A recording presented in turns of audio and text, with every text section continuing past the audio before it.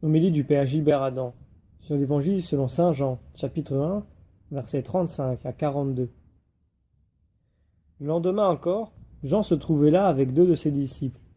Posant son regard sur Jésus qui allait et venait, il dit : « Voici l'agneau de Dieu. » Les deux disciples entendirent ce qu'il disait et ils suivirent Jésus. Cet évangile est pour nous une grâce d'espérance, car elle garde la fraîcheur des commencements. C'est l'appel des premiers disciples de Jésus. C'est par le regard de Jean le Baptiste que tout commence. Il voit Jésus qui passe, il le suit des yeux et il dit tout haut : « Voici l'agneau de Dieu. » André et l'autre disciple comprennent qu'une page est tournée, que le relais est pris. Jésus, l'agneau de Dieu, l'agneau pascal de la vraie délivrance, va enfin faire disparaître le mal dans le monde. Cet agneau sera vainqueur de tout mal, de la mort et de l'enfer.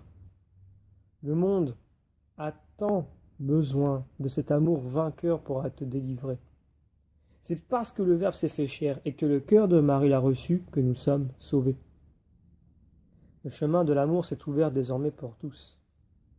C'est dans la prière qu'il se laisse découvrir.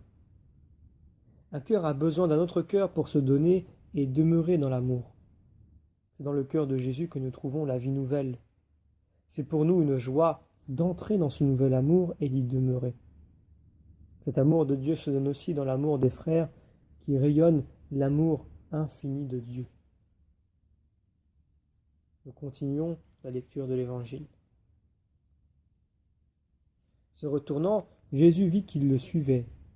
Il leur dit : « Que cherchez-vous ? » Ils lui répondirent : « Rabbi », ce qui veut dire « Maître, où demeures-tu » Il leur dit : « Venez et vous verrez. » Ils allèrent donc, ils virent où il demeurait, et ils restèrent auprès de lui ce jour-là.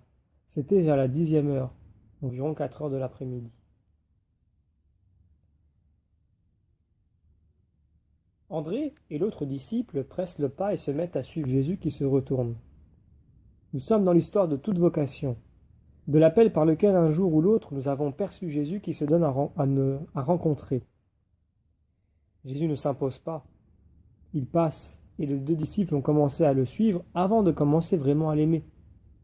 Ils ont trouvé sur leur route Jean-Baptiste, un témoin qui est un vrai croyant, inconditionnel du royaume de Dieu. Jean-Baptiste a ouvert un chemin d'espérance. Il est le premier maître qui indique Jésus du doigt. Les deux disciples se sont mis en marche pour aller plus loin et plus profondément à sa suite. « Maître, où demeures-tu » Désormais, Jésus est à l'œuvre dans leur vie. Derrière l'appel de ses disciples se cache notre propre appel à demeurer dans l'amour de Jésus. Jésus leur dit : « Venez et vous verrez. » C'est de nous maintenant dont il s'agit. Notre relation à Dieu s'est trouvée revivifiée. Commence alors pour nous un chemin de prière, d'adoration, d'oraison si nécessaire à cette nouvelle vie. Il demeurait avec lui.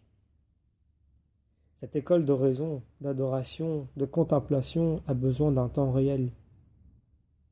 Ils l'accompagnèrent et ils le virent où il demeurait et ils restèrent auprès de lui ce jour-là. Terminons la lecture de l'Évangile. André, le frère de Simon-Pierre, était l'un des deux disciples qui avaient entendu la parole de Jean et qui avaient suivi Jésus.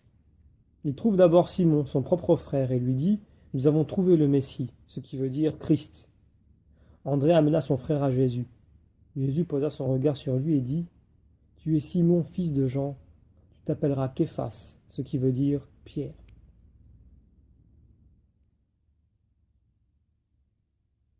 André prend la parole. Nous avons trouvé le Messie.